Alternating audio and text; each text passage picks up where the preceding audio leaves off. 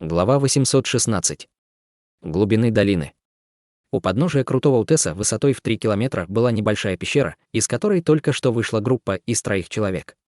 Взглянув перед собой, Хань Ли изменился в лице и пробормотал: «Это глубины долины». Маркиз Наньлун и Лу Вэйн стояли рядом, глядя на сцену перед ними со странными выражениями на лицах. Перед ними предстала огромная горная цепь, которые простирались так далеко, как мог видеть глаз. Кроме того, в мире, который их окружал, были области, светящиеся радугой как на небе, так и на земле. Области радужного света различались по размеру, некоторые достигали нескольких километров и покрывали небо, в то время как другие были шириной всего около метра и еле светились, но в любом случае зрелище было завораживающим. Однако Хань Ли и остальные были поражены не этим радужными облаками, а хаотической духовной ци вокруг них. Ци разных элементов смешались между собой, что вызывало у людей такое беспокойство, будто весь мир мог наброситься на них одним неверным движением. Маркиз Наньлун вздохнул, собравшись с мыслями, и сказал: «Это определенно то место, где сражались древние культиваторы. Духовная ци этого мира полностью разрушена, и в результате она повлияет на все наши техники». Хан Ли криво улыбнулся и указал на небо, сказав: «Это только второстепенное беспокойство. Это то, что будет самым неприятным». Примерно в километре над ними в небе нависло несколько белых лучей длиной более 10 футов. Маркиз Наньлун и Лу Вэйн были очень удивлены, когда увидели, что это было. Лу Вэйн закричал в изумлении: «Откуда столько пространственных щелей? Неужели они могут перемещаться?» Выражение лица маркиза Наньлуна также стало мрачным. Заметив изменения в лице маркиза Наньлуна, мягкий знак Ли усмехнулся и сказал: «Этого следовало ожидать. Поскольку это место было полем битвы древних культиваторов, здесь должно быть больше пространственных щелей по сравнению с внешней частью долины. Иначе почему так много культиваторов зарождающейся души входили сюда, но почти никто не возвращался? Нам остается только полагаться только на карту мастера Цань Куна и нашу удачу». Слова брата Ханя имеют смысл. Мы определенно не можем рисковать и идти по другому пути, иначе мы можем встретить там невидимые пространственные щели. Однако нам не стоит бояться блуждающих пространственных щелей, если мы будем осторожны. Сказав это, маркиз Наньлун восстановил самообладание. Лу Вэйн напряженно нахмурился, глядя на другую область, заполненную пространственными щелями, а затем задумчиво упомянул: «Однако число этих пространственных щелей более чем в 10 раз больше, чем снаружи. Твои слова верны только в том случае, если невидимые пространственные щели не могут перемещаться. В противном случае карта мастера Цань Куна может быть небезопасной». Услышав это, Хань Ли был ошеломлен и повернул голову. Голубой свет ярко засверкал в его глазах, и он осмотрел область в пределах 300 метров, наблюдая за потоком света, неподвижно плавающим там. Осмотревшись, он успокоился. Но затем он задумался, стоило ли ему говорить об этом остальным. Маркиз Наньлун вдруг сказал, решив, что Хань Ли тоже беспокоится об этой ситуации: «Господа, вам не нужно беспокоиться». В своих записях мастер Цань Кун говорил, что невидимые пространственные щели не перемещаются. Лу Вэйн пришел в себя, но подозрением спросил: «Брат Наньлун, ты уверен?» Но как мастер Цань Кун узнал об этом?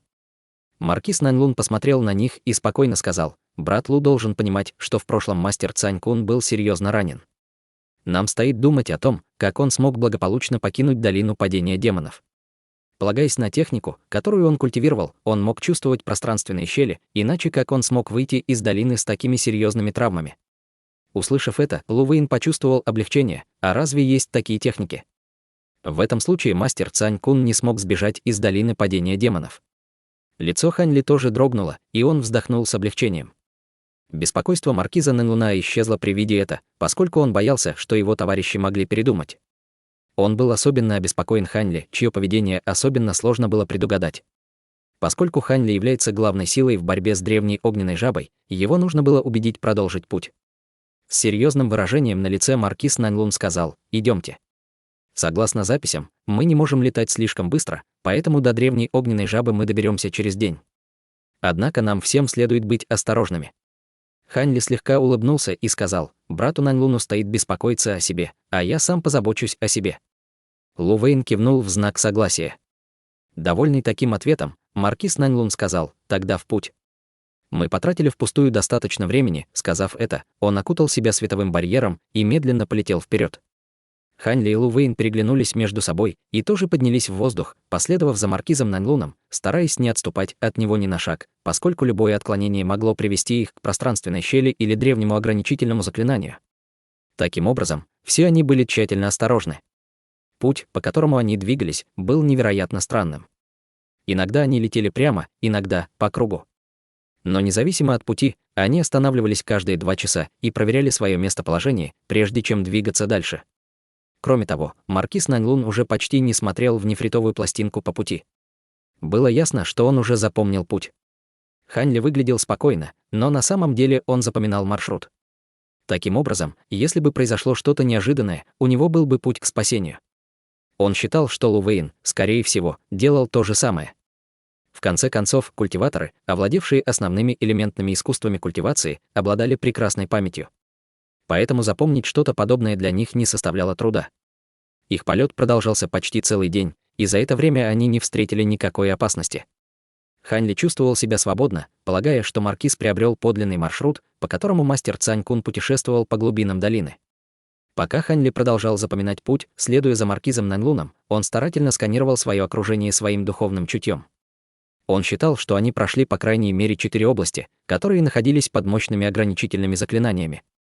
Также было несколько областей, которые выглядели какими-то странными, но он не смог определить, были ли они образованы ограничительными заклинаниями или отклонениями, вызванными колебаниями духовной ци. Хань Ли показались эти области довольно интересными, поскольку он знал, что в них, вероятно, были сокровища, оставленные древними культиваторами. Хотя он и хотел их исследовать, ему пришлось подавить свое желание. Хань Ли обладал некоторым пониманием некоторых ограничительных заклинаний древних культиваторов, но он также знал, что они невероятно мощные и что только пространственные щели представляли большую опасность, чем ограничения. Даже несмотря на то, что его глаза духового прозрения могли видеть их, у него все еще был большой шанс спровоцировать более мощное ограничительное заклинание. В настоящее время обычные древние сокровища уже не интересовали его. Войдя в долину, он планировал убить древнюю огненную жабу и забрать ее ядро, взять сокровища в руинах древнего культиватора, фрукт духовного роста и звездное серебро. Уже от этого он бы получил огромные выгоды. Учитывая потенциальные преимущества и недостатки, Хань Ли отказался от всякого намерения делать что-либо опасное. Подумав об этом, он перевел взгляд на Лу Вэйна, поскольку тот время от времени поглядывал вдаль с угрюмым выражением на лице. Хань Ли внутренне вздохнул. Казалось, что если бы старик не смог получить сокровища древнего культиватора, которые он хотел, он, скорее всего, исследовал бы глубины долины. Это была не жадность, а отчаяние. Хань Ли знал, что если его продолжительность жизни также подошла к концу, поэтому он был готов рискнуть. В конце концов, если ему это удастся, его жизнь будет продлена, а уровень его культивации будет развиваться. Подумав об этом, на лице Хань Ли невольно скользнула печаль. В этот момент маркиз Наньлун завис в воздухе и посмотрел на область перед собой, выражение его лица колебалось. Хань Ли нахмурился при виде этого и почувствовал страх. Он оглянулся вокруг и сразу же молча уставился на спину маркиза Наньлуна. Под ними была небольшая, ничем не примечательная гора высотой более 300 метров, а впереди чрезвычайно высокая горная цепь. Маркиз Наньлун ясно сказал, что для того, чтобы добраться до гнезда древней огненной жабы, потребуется целый день путешествия, но они летели не так долго, поэтому было ясно, что это была не их цель. Лу Вэйн был озадачен этой внезапной остановкой и удивленно спросил: «Брат Наньлун, что случилось? Почему мы остановились?» Услышав это, маркиз Наньлун медленно повернулся и сказал с горькой улыбкой на лице: «Кажется, у нас проблемы.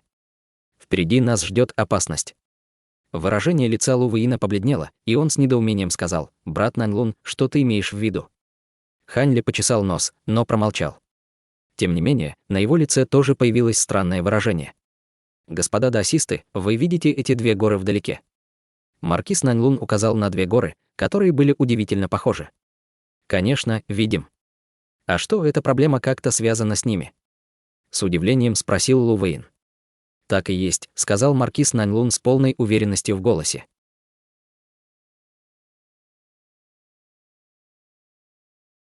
Глава 817. 10 высших ядов. Лу Вэйн не заметил ничего необычного в этих 2 горах и спросил: «С ними что-то не так?» «Сейчас мы отправляемся в сторону одной из этих 2 гор. Точка, где горы объединяются, является гнездом древней огненной жабы. Однако на левой стороне горного хребта живут парящие фиолетовые скорпионы. Хотя их всего лишь несколько десятков, они очень свирепы. Вероятно, что мы их потревожим, и это будет довольно хлопотно». Лу Вэйн тревожно вскрикнул: «Парящие фиолетовые скорпионы! Те грозные насекомые, что уничтожили всех культиваторов секты океанического тумана в государстве Вансуй. Услышав название «парящие пурпурные скорпионы», Хань Ли был в шоке. Маркиз Наньлун глубоко вздохнул и сказал: «Да, это те самые злобные насекомые. Кроме того, эти намного страшнее, чем тот рой, появившийся в государстве Вансуй. Они живут десятки тысяч лет, и их тело темно-фиолетовые». Лу Вэйн потерял самообладание и уставился на маркиза Наньлуна. «Брат Наньлун, пожалуйста, скажи, что ты шутишь. Как мы можем позволить себе спровоцировать парящих фиолетовых скорпионов? Если бы их было всего 2 или 3, мы бы справились с ними, если бы были осторожны, но их несколько десятков. Это ведь самоубийство, если мы подойдем к ним». Маркиз Наньлун ответил с беспомощным выражением на лице: «Есть другой путь, но он еще более опасен, поскольку заполнен большим количеством невидимых пространственных щелей. Его мы не сможем преодолеть. Поскольку мы не сможем определить местонахождение невидимых пространственных щелей, парящие фиолетовые скорпионы – самый безопасный вариант». Лу Вэйн оставался ошеломленным долгое время. Излишне было говорить, что парящие фиолетовые скорпионы были предпочтительнее пространственных щелей, особенно невидимых. Услышав о невидимых пространственных слезах, Хань Ли посмотрел вдаль, и его взгляд начал блуждать. Хань Ли, наконец, нарушил молчание и сказал с кривой улыбкой: «Кажется, мастер Цань Кун выбрал путь с пространственными щелями. Он должен был быть в состоянии избежать благодаря своим способностями». Когда маркиз Наньлун услышал это, он горько улыбнулся и сказал: «Брат Хан прав. Без способностей мастера Цань Куна у нас нет возможности безопасно избежать пространственных щелей. По сравнению с этим, битва с парящими фиолетовыми скорпионами менее опасна». Лу Вэйн сильно покачал головой и сказал: «Так не пойдет. Мы определенно не можем сражаться с парящими фиолетовыми скорпионами. Вы только слышали о том, что произошло в государстве Вансуй, но я лично участвовал в их уничтожении скорпиона в качестве представителя секты Небесного Пика. Вы и представить себе не можете, насколько они ужасны. Спровоцировать их всех сразу – это смертный приговор». Страх старика по отношению к скорпионам превзошел ожидания маркиза Наньлуна. Сначала он полагал, что скорпионы не будут большой проблемой, теперь он уже не был так полон решительности. В этот момент Хань Ли нахмурился и начал вспоминать информацию о парящих фиолетовых скорпионах из рейтинга экзотических насекомых. Парящие фиолетовые скорпионы занимали 14 место, рядом с золотыми прожорливыми жуками. Если бы не тот факт, что они откладывали меньше яиц, их рейтинг, вероятно, был бы выше золотых прожорливых жуков. Хотя у них не было способности к пожиранию всего подряд, как у жуков, степень защиты у них была одинаковой, и обычные магические сокровища на них не действовали.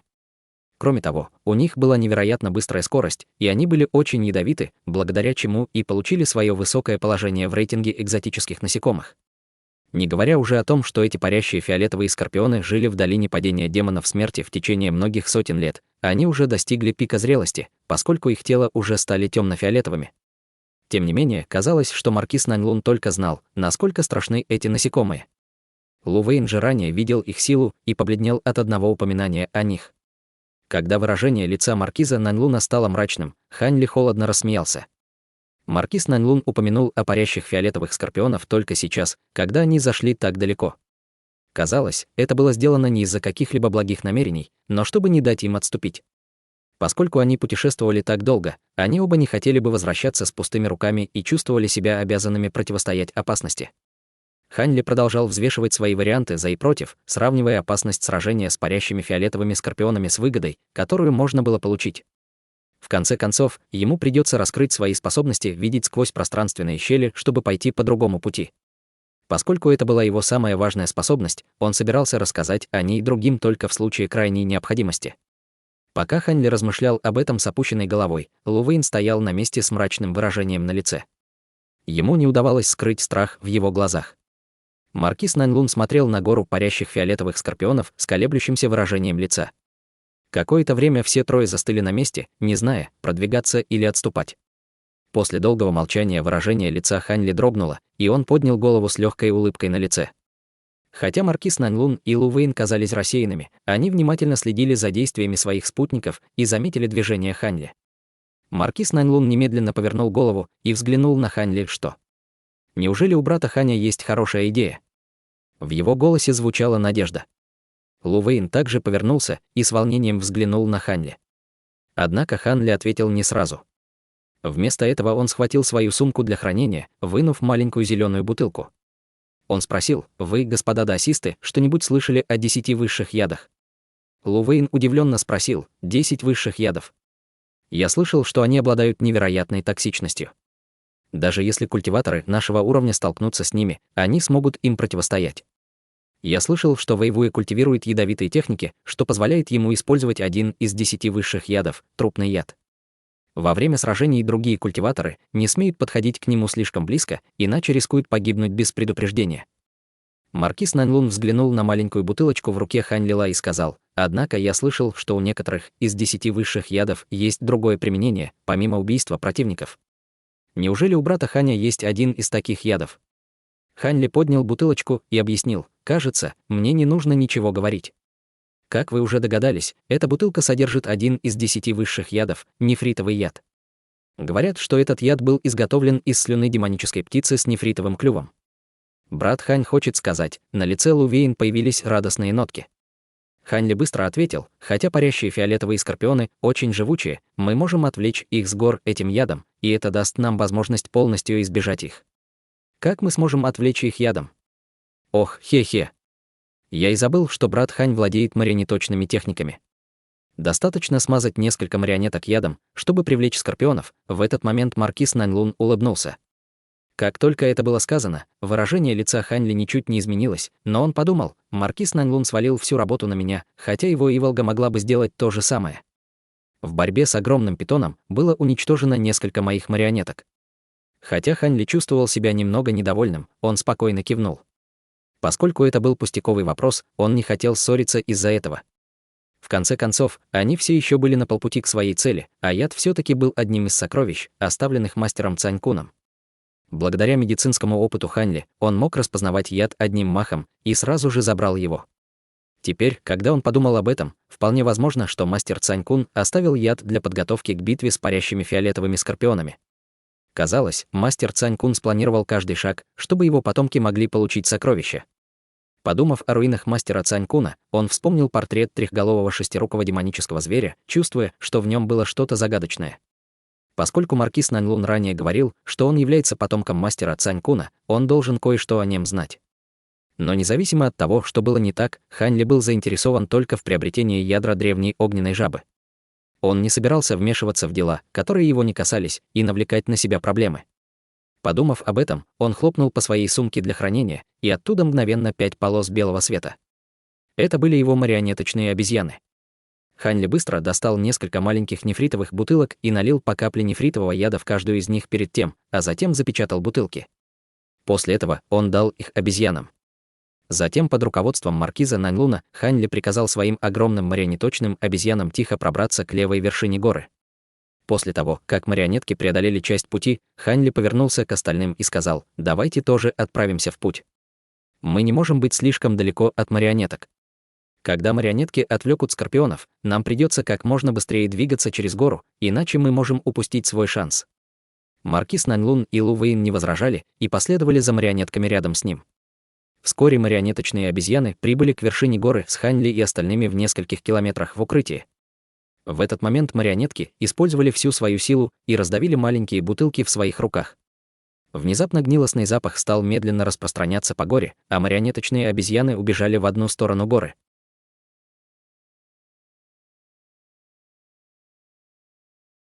Глава 818. Гнездо огненной жабы. Хотя план Хань Ли казался разумным, он не гарантировал, что яд окажет какое-либо влияние. На самом деле, Хань Ли не был полностью уверен в самом яде. В конце концов, все, что он знал о 10 высших ядах, было из записей. Лично он их не проверял. Мгновение спустя все сомнения, которые были у 3 культиваторов, полностью исчезли. Как только огромные марионеточные обезьяны пролетели 100 метров, ранее неподвижная гора наполнилась странными криками. Услышав их, Хань Ли внезапно почувствовал, как ци и кровь в его теле взволновались так, что мысли в голове спутались, и он чуть не упал с неба. Мгновенно распространил всю духовную ци в своем теле и остановил себя от падения. Затем он повернул голову и посмотрел на остальных. Они выглядели не лучше, их тело дрожали, но вскоре они пришли в себя. Хань Ли нахмурился, пораженный шоком. Эта жуткая звуковая атака была направлена не на его духовное чутье, а на ци в его теле. Несмотря на то, насколько сильным было его духовное чутье, у него не было способа блокировать эту звуковую атаку. Для него стало неожиданностью, что парящие фиолетовые скорпионы обладали такой врожденной способностью. Было ясно, что в записях описывается не все. Размышляя о случившемся, Ханли увидел, что дюжина темно-фиолетовых полос света вылетела с горы и погналась за огромными марионеточными обезьянами. В этот момент Ханли поспешно приказал марионеткам лететь с максимальной скоростью, разрывая небо полосками белого света. Ханли удалось всего на мгновение увидеть темно-фиолетовые полосы. Помимо невероятных 3-метровых тел, у них были пара прозрачных крыльев и сверкающий темно-фиолетовый панцирь. Помимо их размера и крыльев, они выглядели совершенно как обычные скорпионы. Скорпион во главе роя был вдвое больше остальных, и, казалось, он был их вожаком. У него изо рта выходил желтый туман, что так напугал Ханли, что тот больше не смог продолжать на него смотреть. Огромные обезьяны были явно медленнее пурпурных насекомых, но у них было преимущество. На какое-то время они отвлекли парящих фиолетовых скорпионов, и вскоре те превратились в черные точки на горизонте. Вскоре Ханли громко закричал «Вперед!». Некоторые из марионеток уже попали под ограничения. «Их скоро догонят», — сказав это, Ханли перестал скрывать себя и выстрелил вперед. Двое других немедленно отправились вслед за ним к вершине горы. Все трое знали, что если они не прорвутся через гору в это мгновение, у них будут проблемы, учитывая скорость парящих фиолетовых скорпионов. К счастью, они все двигались быстро. Даже не используя грозовые крылья, Ханли смог в мгновение подлететь к горе, благодаря своему высокому уровню культивации. В этот момент он почувствовал, что связи с его марионетками исчезают одна за другой. В испуге Ханли пронесся мимо гнезда скорпионов. Добравшись до другой стороны горы, они почувствовали волну облегчения. Маркиз Наньлун улыбнулся и сказал: «К счастью, благодаря нефритовому яду брата Ханя и его марионеткам мы смогли пройти это испытание. В противном случае нам бы не поздоровилось». Ханли посмотрел на маркиза Наньлуна и спокойно сказал: «Пустяки, нам всего лишь повезло». Ханли не стал говорить, что нефритовый яд изначально был подготовлен мастером Цанькуном. Лу Вэйн также похвалил Ханли за простое решение вопроса. Ханли улыбнулся и пробормотал несколько слов в ответ, а затем они продолжили путь. После полудня не произошло никаких происшествий, но температура воздуха начала повышаться. Продолжая двигаться вперед, они заметили, что горный хребет покрылся зеленью, что резко контрастировало с бесплодной землей, которая окружала их раньше. В конце концов, они достигли точки, где даже горные скалы приобрели ярко-красный цвет. Некоторые из близлежащих гор были покрыты трещинами с разбросанной по ним лавой, высвобождающей горящий воздух и серый пепел, словно тюрьма палящей земли. Ханли и Лу Вэйн удивились, увидев это, но маркиз Наньлун оставался спокойным, поскольку знал, что они не отклонились от пути. Вскоре все трое достигли огромной Красной горы, высотой более 10 километров. Большая часть горы была покрыта пылающими красными облаками и окружена меньшими по размеру горами, что делало ее гораздо более заметной.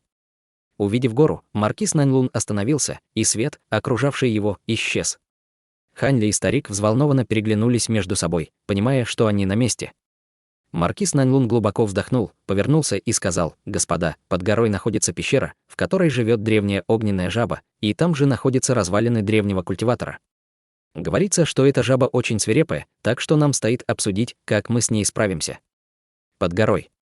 Ханли приподнял бровь, услышав это, и распространил свое духовное чутье. Как и ожидалось, внутри горы была огромная огненно-красная пещера, изредка выпускавшая волны обжигающего ветра. Опасаясь, что любая дальнейшая попытка предупредит огненную жабу, Ханли убрал свой духовное чуть. Лу Вэйн быстро сказал: «Что тут обсуждать? Брат Хань начнет атаку своими ледяными техниками, а мы окажем поддержку в убийстве огненной жабы. Брат Лу, все не так просто». Согласно записям Цанькуна, гнездо древней огненной жабы наполовину погружено в лаву. Зверь сможет сбежать в лаву в случае ранения и быстро восстановиться. Кроме того, у нас не будет преимущества в этой среде. Будет лучше, если мы установим ограничительное заклинание и выманим жабу из гнезда. Для этого я подготовил ледяную формацию. Лу Вэйн не возражал, услышав слова маркиза Наньлуна, и Ханли тоже не нашел в этом ничего дурного. Составив план атаки, они начали подготовку. В дополнение к формации маркиза Наньлуна, Ханли также поставил свои собственные ограничительные заклинания, чтобы быть готовым к любым неожиданностям. Сделав это, культиваторы скрылись, ожидая, пока Ханли выманит огненную жабу из своей пещеры. Ханли хлопнул по сумке для хранения и достал оставшуюся марионетку белого волка. Затем он сделал жест заклинания руками и отправил марионетку в горную пещеру.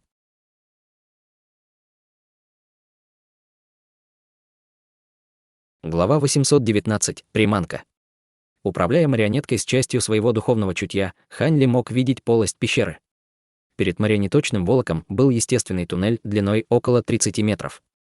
Каменные стены внутри были черными и красными, и сквозь трещины просачивались потоки пламени, из-за чего окружающий воздух деформировался от жары. Хань Ли был убежден, что если слабые культиваторы войдут в туннель, они не смогут защититься от жары и вскоре потеряют сознание. Поскольку Белый Волк был механической марионеткой, эта проблема к нему не относилась. Вскоре он попал в пещеру красного цвета. Пещера была шириной в километр, но большая ее часть была погружена в кипящую лаву. Звук брызг внушал страх быть заживо сваренным. Вокруг озера красным светом земля, покрытая редкой зеленью. Было неожиданно увидеть здесь растение, но очевидно, что это растение было редким видом духовной травы. Однако марионетка не проявляла интереса к духовной траве и сосредоточилась на выступе в лавы. В кратере на спине спал монстр, громко дыша. Его пылающее, огненно-красное тело было шириной 10 метров, а длиной почти 20 метров. Из его тела также исходила необычная аура. На выходе вокруг зверя облако красного тумана. Должно быть, это и есть древняя огненная жаба. Хань Ли смог ясно увидеть зверя и долго рассматривал его. После этого он перевел взгляд на каменную платформу, выступающую из озера лавы. Каменная платформа также выглядела древней. Хотя она была украшена множеством декоративных узоров и талисманных символов, углы ее были изношены. В центре платформы лежали останки культиватора в зеленой мантии. Мантия была простой, но выглядела очень странно. С одного взгляда можно было сказать, что это не была одежда современного культиватора.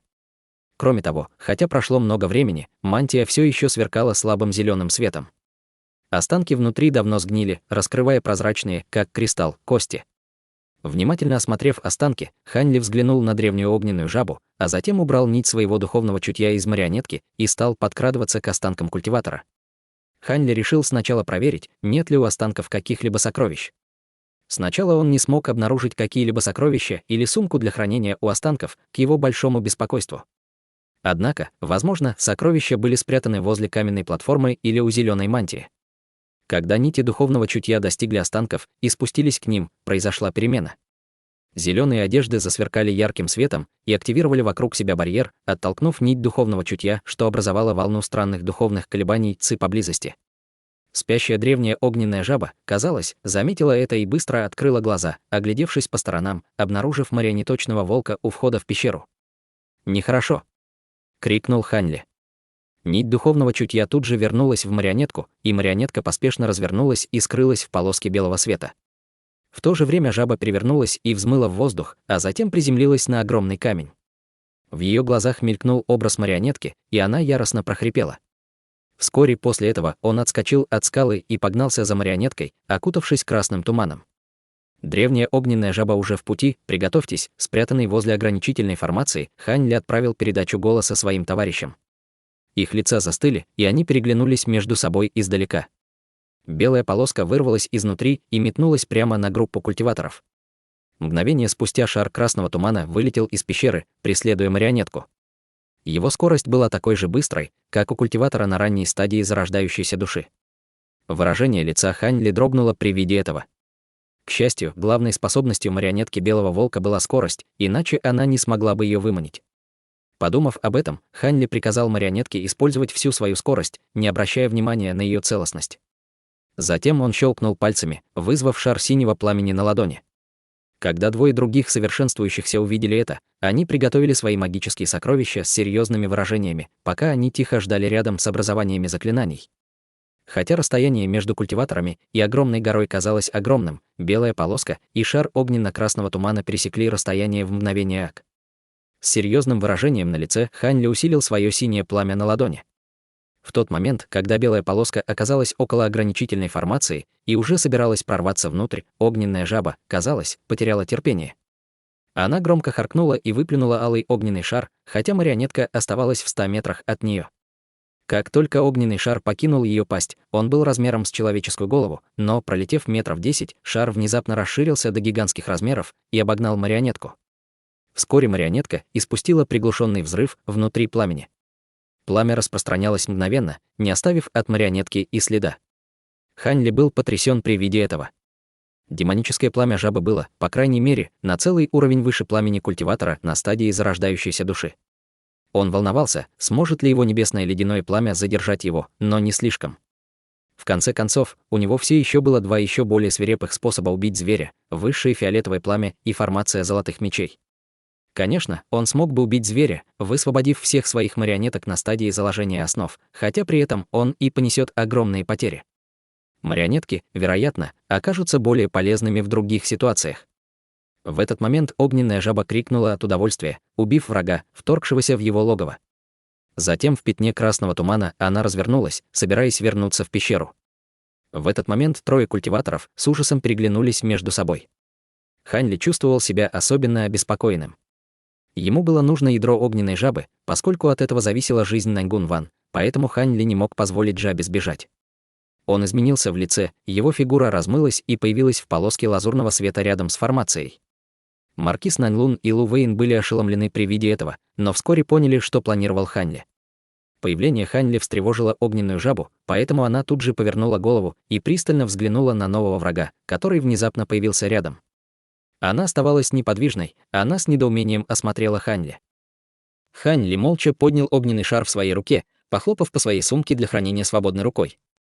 Позади него упало 6 шаров синего света, 10-метровых марионеток синей черепахи. Под умственным командованием Хань Ли тело 6 огромных черепах засветились ледяной ци, быстро конденсируя сосульки длиной в фут в своих панцирях. Вскоре их изначально кроткий облик стал чрезвычайно пугающим. Огненная жаба, казалось, почувствовала враждебность Хань Ли, и в ее глазах появился холодный блеск. Одним дыханием она выплюнула еще один огненный шар. При виде расширяющегося огненного шара, который летел в его направлении, Хань Ли молча поднял руку, держащую ледяное пламя, намереваясь проверить силу демонического пламени огненной жабы. Внезапно сверкающее синее пламя ринулось навстречу гигантскому огненному шару. К этому моменту огненный шар жабы уже расширился до 20 метров в диаметре, в то время как тлеющий уголек небесного ледяного пламени составлял всего несколько дюймов в длину. Казалось, их силы нельзя было сравнивать, но, как только они столкнулись, произошел мощный взрыв. Слой густого голубого льда покрыл огненный шар, превратив его в ледяную глыбу с мерцающим в центре алым пламенем. Хань Ли был несколько потрясен этим видом. Древняя огненная жаба, увидев, что ее огненный шар был захвачен, она взбесилась и разинула пасть, испуская сотни огненных шаров размером с кулак. Хань Ли поджал губы и взмахнул рукой. 6 марионеточных черепах, стоящих позади него, одновременно встряхивали свои панцири, выпустив бесчисленное количество сосулек в направлении огненных шаров. Взрывы наполнили воздух. Разорвавшиеся сосульки превратились в ледяной туман, а огненные шары взорвались в большие волны пламени, наполняя воздух кипящей белой ци. Хань Ли прищурился, глядя на это. Вскоре стало ясно, что огненные шары были намного сильнее, чем сосульки марионеточных черепах. Мгновение спустя волна пламени стала подавлять ледяной туман. При виде этого Хань Ли что-то пробормотал про себя, а потом внезапно отступил в смятении. 6 огромных черепах последовали за ним. В этот момент волна пламени полностью захлестнула ледяной туман, образовавшийся из взорвавшихся сосулек, и без колебаний устремилась вперед. 6 черепах выпустили еще один заградительный огонь, перекрыв волну пламени ледяным туманом. Хань Ли пристально смотрел на древнюю огненную жабу, которая теперь казалась неподвижной. Согласно информации, которую он исследовал о долине падения демонов, древней огненной жабе была необходима лава, чтобы восстановить свою силу. Кроме того, благодаря своим огромным навыкам в огненных техниках, она была способна использовать огненную ци, чтобы преодолеть более 3 километров в одно мгновение. Поскольку внутренняя часть горы была погружена в море лавы, она легко могла бежать, как только попадет в пещеру. Однако маркиз Нанлун и Лу Вэйн, похоже, не возражали против этого. В конце концов, они были здесь, чтобы приобрести сокровище, оставленное умершим древним культиватором. Даже если бы они не смогли убить зверя, главное для них было получить сокровище. Но для Хань Ли было нужно получить демоническое ядро жабы, чтобы спасти Наньгун Ван. Если он сможет заманить зверя в формацию, он сможет атаковать его, не сдерживаясь.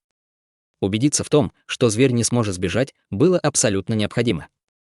Когда древняя огненная жаба увидела, что Хань Ли сразу же отступил после боя, это озадачило ее. Поскольку жаба не была особо умной, она выползла вперед и энергично преследовала за Хань Ли. Хань Ли был вне себя от радости, увидев это. Пройдя небольшое расстояние, огненная жаба оказалась окружена барьером слабого синего света. Несколько световых лучей вспыхнули от светового барьера, выпустив ледяных драконов, которые мгновенно обвились вокруг барьера, сделав его невероятно холодным. огненная жаба встревожилась и неосознанно остановилась, оглядевшись по сторонам, а затем стала громко квакать. В то же время с обеих сторон светового барьера вспыхнул свет, и одновременно появились маркиз Нанлун и Лу Вэйн. Увидев, что огненная жаба была поймана в формацию, они начали атаковать, не сдерживаясь. Маркиз Нанлун сбросил с руки нефритовое кольцо, а Лу Вэйн выпустил двойные голубые алебарды, которые тут же устремились к огненной жабе. Как и ожидалось, барьер формации не помешал их сокровищам, поэтому их атаки проникли через ледяной барьер, чтобы ударить жабу пламени внутри. Ледяные драконы, окружающие световой барьер, сразу вылетели в него и начали свои ледяные атаки. Хань Ли при виде этого воспользовался возможностью и активировал флаг формации, высвободив дополнительное ограничительное заклинание, а затем присоединился к атаке. При виде этого огненная жаба поняла, что ее дела плохи. Она жалобно завыла, а затем ее тело сжалось и силой расширилось, высвободив свою защитную способность. Как только жаба взвыла, по всему ее телу появились щиты алого света длиной в фут. После этого все они прилипли к ее телу, создавая 3 непроницаемых барьера огненного света. В этот момент зеленое нефритовое кольцо, ледяные драконы и синие двойные алебарды одновременно поразили огненный барьер. Грохот сотряс ледяной барьер, и разноцветные огни столкнулись, выпуская ослепительно яркий всплеск света. Внезапно жаба снова заревела, из ее пасти вырвался луч света шириной в метр, ударив ледяной барьер. Барьер дрогнул, но выдержал атаку, однако через мгновение в нем появилась большая дыра.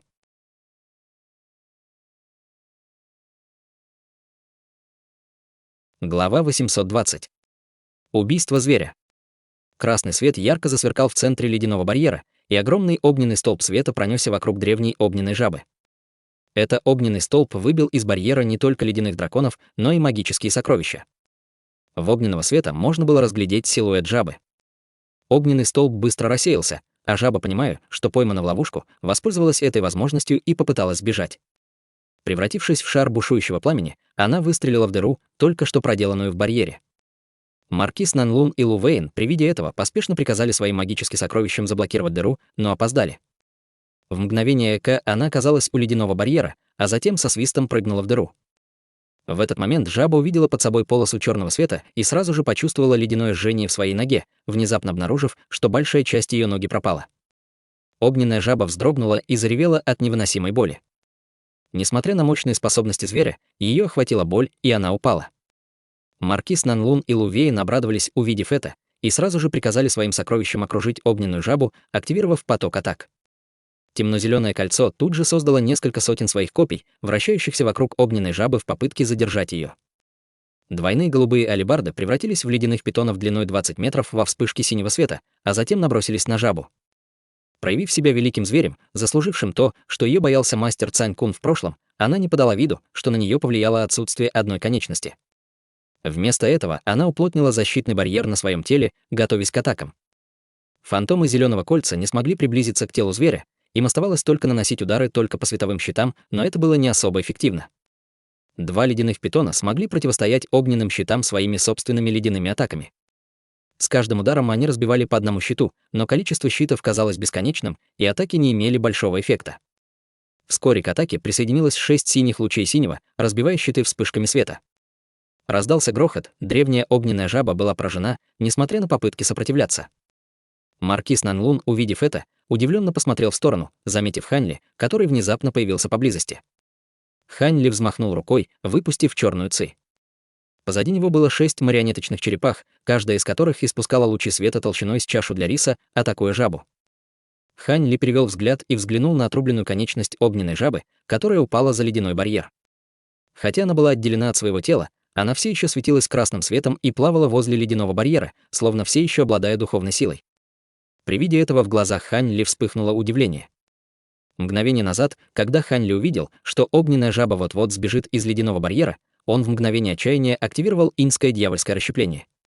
Однако он не ожидал, что огненная жаба будет такой сильной даже после падения. Он все еще могла выдержать атаки 2 культиваторов зарождающейся души и его 6 марионеток. Неудивительно, что мастер Цань Кун не смел сражаться с ней, будучи ослабленным. Лу Вэйн закричал: «Брат Хань, эти огненные щиты, окружающие его тело, бесконечны. Я боюсь, тебе придется задерживать ее своей способностью ледяного элемента, или это займет слишком много времени». Световые щиты рассыпались в туман после уничтожения, который спустя небольшой промежуток времени втягивался в тело жабы, снова образуя защитные щиты. Неудивительно, что в голосе Лу Вэйн звучал испуг. Даже если бы Лу Вэйн не сказал на это, Хань Ли знал, что делать. По взмаху рукава вылетело более 10 сверкающих золотых мечей, которые мгновенно слились в меч длиной 3 метра, сверкавший золотым светом и излучавший леденящую ауру. Лу Вэйн и маркиз Наньлун удивились при виде этого. Они ожидали, что он использует это грозное синее пламя, чтобы справиться с огненной жабой, а он вместо этого выпустил несколько летающих мечей. Как только летающие мечи слились в огромный сверкающий меч, Хань Ли со спокойным выражением на лице махнул рукой. Во вспышке золотого света огромный меч завис перед Хань Ли, и Хань Ли выпустил полоску голубого пламени на огромный меч, покрыв его слоем неистового голубого пламени. Немного поколебавшись, он хлопнул в ладоши и наложил заклинание, вытягивая божественную дьявольскую молнию из меча. Гремел гром, поднимая бесчисленные дуги тонкой мерцающей золотой молнии из-под синего пламени на мече. Холодный блеск появился в глазах Хань Ли, когда он направил меч на огненную жабу со словами «Вперед!». Грянул гром, а затем меч метнулся к жабе в виде полоски золотого света. После серии жестоких, но неэффективных атак силы маркиза Наньлуна и Лу Вэйна начали ослабевать, предоставляя огненной жабе возможность отдышаться. Огненно-красный духовный свет, пульсирующий в ее теле, начал дико расширяться, словно пытаясь прорвать барьер еще одной атакой. В мгновение огромный золотой меч приблизился к голове огненной жабы и атаковал ее, грохоча и испуская молнии. Огненная жаба смотрела на золотой меч, падающий на нее своими зелеными глазами, и почувствовала, что меч представляет огромную угрозу для нее. Не в силах продолжать раздувать живот, она странно прохрипела и выплюнула сверкающий алый огненный шар, пытаясь блокировать атаку золотого меча. Огненный шар размером с кулак был гладким и мерцал красным светом, словно это была огромная огненная жемчужина. Как только он появился, воздух внутри ледяного барьера стал очень горячим. Демоническое ядро. Этого не может быть. Оно нематериальное. Хань Ли сначала испугался при виде этого, но с облегчением обнаружил, что это не настоящее демоническое ядро. В конце концов, огненная жаба должна слишком бояться последствий ее использования. Хань Ли продолжил атаку золотым мечом, пытаясь разрубить огненный шар. Хань Ли полагал, что благодаря повышенной плотности его облачных бамбуковых мечей он сможет пробить странный огненный шар. Внезапно произошло нечто невероятное. В момент столкновения золотого и огненно-красный свет переплелся, а огромный меч смог проникнуть в огненный шар только наполовину, а затем его силой заблокировало. С презрением в глазах огненная жаба взвыла и взорвала огненный шар. В огромном взрыве алого света внезапно появился огненный питон длиной 6 метров. Мгновенно он обернулся вокруг огромного меча, крепко удерживая его. Хань Ли был ошеломлен, но вскоре ухмыльнулся. Сделав жест заклинания руками, он указал на огромный меч, и тот вспыхнул ярким золотым светом. Вскоре поверхность меча заискрилась дугами молнии, и все они ударили питона, что удерживал меч, силой оттолкнув его. Огромный меч воспользовался этой возможностью, дрогнул и исчез из поля зрения. Мгновение спустя он появился над древней огненной жабой и ударил ее, как только на поверхности появилось голубое пламя. От удара меча щиты света, окружающие жабу, были полностью заморожены синим ледяным пламенем, вырвавшимся из огромного меча, и разбились вдребезги. Более 10 маленьких щитов были уничтожены за доли секунды, а огромный меч продолжал падать вниз, яростно ударив голову древней жабы. Огненная жаба не ожидала такого ужасного поворота событий. В своей последней атаке она выпустила огненный шар, в котором сконденсировала огненную эссенцию своего тела, и, не имея возможности привести дух, огромный меч разрушил ее защиту и ударил по голове. Страх наполнил его глаза. Не в силах ничего поделать с этой атакой, огненная жаба открыла пасть и высунула свой язык. В этот же момент она присела на задние лапы, собираясь прыгнуть. Если бы это был обычный меч, то действие зверя определенно бы сработало. В конце концов, ее язык был невероятно прочным и мог блокировать обычные магические сокровища без особых усилий. Однако облачные бамбуковые мечи были закалены золотой эссенцией и были намного острее, чем обычные летающие мечи. Как только язык коснулся меча, он пронзил его по вспышке золотого света, продолжая спускаться вниз. Вжух! В тот момент, когда древняя огненная жаба отпрыгнула на 3 метра, его огромная голова внезапно отлетела от тела. Кроме того, световые щиты, окружающие жабу, вскоре рассыпались в пепел. Когда Лу Вэйн увидел это, он с восторгом закричал «Готово!». Маркиз Наньлун вздохнул и улыбнулся. Затем он поднял руки, сделав жест заклинания, и направился к ледяному барьеру. «Подожди минутку!» Холодно крикнул Хань Ли, не давая маркизу Наньлуну деактивировать ледяной барьер. «В чем дело, брат Хань?» Маркиз Наньлун с недоумением посмотрел на него и неосознанно положил руку на сумку для хранения. Лу Вейн также посмотрел на Ханли. Ханли не обратил внимания на их действия и спокойно сказал: «Мне нужно проверить, что огненная жаба действительно мертва. Пожалуйста, не торопись, брат Наньлун». «Что? Огненная жаба все еще жива?» Маркиз Нанлун и Лу Вейн были шокированы, услышав это, и поспешно взглянули на ледяной барьер. Они обнаружили, что в огненной жабе было нечто странное. Ее отрубленная голова и тело все еще светились светом и парили в воздухе.